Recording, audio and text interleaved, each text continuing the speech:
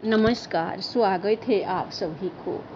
आज की विषय है नवरात्र व्रत कथा। वैष्णो देवी ने अपने एक परम भक्त पंडित श्रीधर की भक्ति से प्रसन्न होकर उसकी लाज बचाई।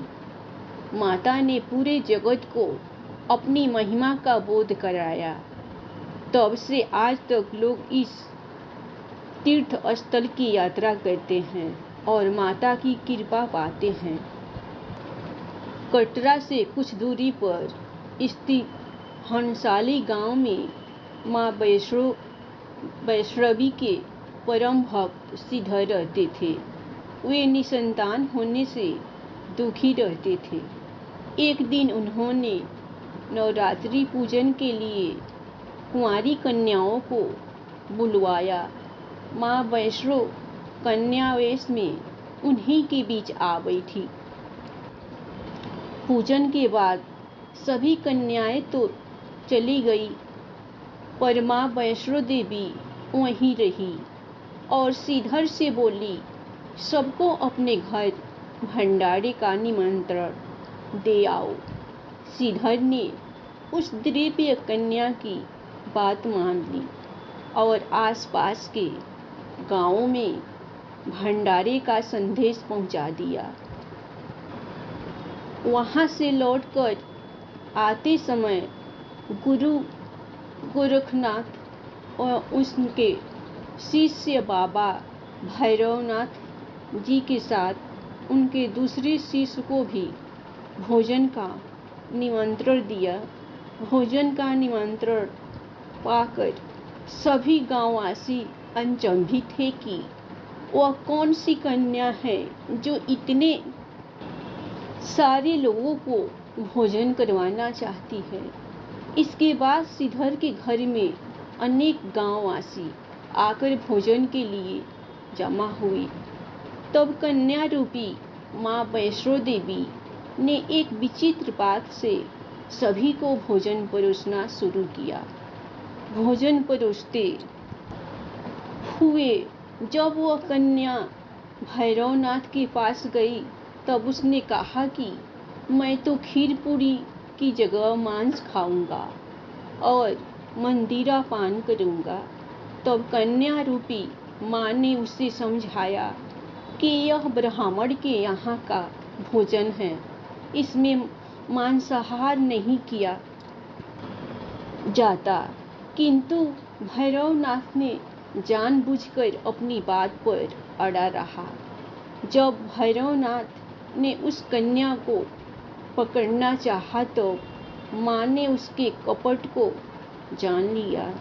मां वायु रूप में बदलकर चित्रकूटा पर्वत की ओर उड़ चली। भैरवनाथ भी उनके पीछे गया। माना जाता है कि मां की रक्षा के लिए पवन पुत्र हनुमान भी थे। हनुमान जी को प्यास लगने पर माता ने उनके आग्रह पर धनुष से पहाड़ पर बाण चलाकर एक जल धारा निकाली और उस जल में अपने केश धोए। आज यह पवित्र जल धारा बाण गंगा के नाम से जानी जाती है। इसके पवित्र जल को पीने या उसमें स्नान करने से श्रद्धालुओं की सारी थकावट और तकलीफें दूर हो जाती है। इस दौरान माता ने एक गुफा में प्रवेश कर 9 माह तक तपस्या की। भैरवनाथ भी उनके पीछे वहां तक आ गया। तब एक साधु ने भैरवनाथ से कहा कि तू जिसे एक कन्या समझ रहा है, वह आदि शक्ति जगदम्बा है, इसीलिए उस महाशक्ति का पीछा छोड़ दे। भैरवनाथ ने साधु की बात नहीं मानी तो माता गुफा की दूसरी ओर से मार्ग बनाकर बाहर निकल गई। यह गुफा आज भी अर्धकुमारी या आदि कुमारी या गर्भजून के नाम से प्रसिद्ध है। अर्धकुमारी के पहले माता की चरण पादुका भी है। यह वह स्थान है जहां माता ने भागते भागते मुड़कर भैरवनाथ को देखा था। गुफा से बाहर निकलकर कन्या ने देवी का रूप धारण किया। माता ने भैरवनाथ को चिताया और वापस जाने को कहा, फिर भी वह नहीं माना। माता गुफा के भीतर चली गई तो माता की रक्षा के लिए हनुमान जी गुफा के बाहर थे और उन्होंने भैरवनाथ से युद्ध किया। भैरवनाथ ने फिर भी हार नहीं मानी। जब वीर लंगूर निढाल होने लगा तो माता वैष्णवी ने महाकाली का रूप लेकर भैरवनाथ का संहार कर दिया। भैरवनाथ का सिर कटकर भवन से 8 किमी दूर त्रिकुट पर्वत की भैरव घाटी में गिरा। उस स्थान को भैरवनाथ के मंदिर के नाम से जाना जाता है, जिस स्थान पर मां वैष्णो देवी ने हठी भैरवनाथ का वध किया। वह स्थान पवित्र गुफा अथवा भवन के नाम से प्रसिद्ध है। इसी स्थान पर मां महाकाली, दाएं मां महासरस्वती, मध्य और मां महालक्ष्मी बाएं पिंडी के रूप में गुफा में विराजमान है। इन तीनों के सम्मिलित रूप को ही मां वैष्णो देवी का रूप कहा जाता है। कहा जाता है कि अपने वध के बाद भैरवनाथ को अपनी भूल का पश्चाताप हुआ और उसने मां से क्षमादान की भीख मांगी। माता वैष्णो देवी जानती थी कि उन पर हमला करने के पीछे भैरव की प्रमुख मंशा मोक्ष प्राप्त करने की थी। उन्होंने न केवल भैरव को पुनर्जन्म के चक्र से मुक्ति प्रदान की, बल्कि उसे वरदान देते हुए कहा कि मेरे दर्शन तब तक पूरे नहीं माने जाएंगे जब तक कोई भक्त मेरे बाद तुम्हारे दर्शन नहीं करेगा।